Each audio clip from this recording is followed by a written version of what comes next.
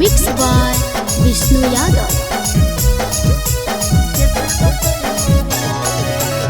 रोजे रोजे पी के आबै थार से भातार सखी कैसे बतैयो हे। रोजे रोजे पी के आबै थार से भातार सखी कैसे बतैयो हे। सखी कैसे बतैयो हे।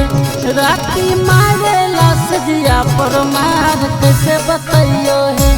राती मारेला सजिया पर मार कैसे बतैयो हे। रोजे रोजे पी के आबै थार से भातार सखी कैसे बतैयो हे। रोजे रोजे पी के आबै थार से भातार सखी कैसे बतैयो हे। सखी कैसे बतैयो हे। राती मारेला से जिया पर मार कैसे बतैयो हे। राती मारेला से जिया पर मार कैसे बतैयो हे। बड़ी भयंकर मिल गई है सखी।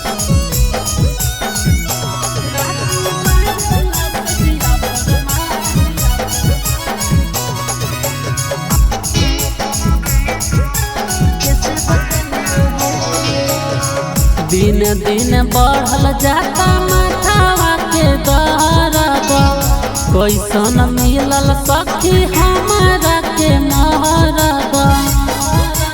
हे सखी दिन दिन बढ़ल जाता माथावा के दर्द।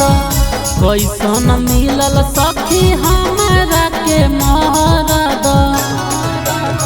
ये के गलतिया सखी करे ले बार बार कैसे बतैयो हे। ये के गलतिया सखी करे ले बार बार कैसे बतैयो हे। सखी कैसे बतैयो हे। राती मारेला सजिया पर मार कैसे बतैयो हे। राती मारेला सजिया पर मार कैसे बतैयो हे। सखी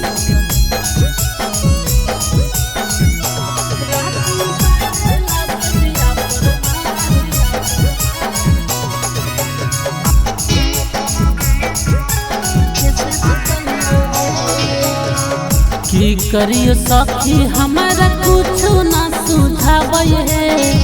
पियावा निदारा के कुछ ना बुझावे है। ये सखी की करियो सखी हमारा कुछ ना सुझावे है। पियावा निदारा के कुछ ना बुझावे है। एकरा से बढ़िया रहे नई हर के यार सखी कैसे बतैयो हे। एकरा से बढ़िया रहे नई हर के यार सखी कैसे बतैयो हे। सखी कैसे बतैयो हे। राती मारेला से जिया पर मार कैसे बतैयो हे। राती मारेला से जिया पर मार कैसे बतैयो हे। सखी हमर मरद पियंकड़ मिल गए।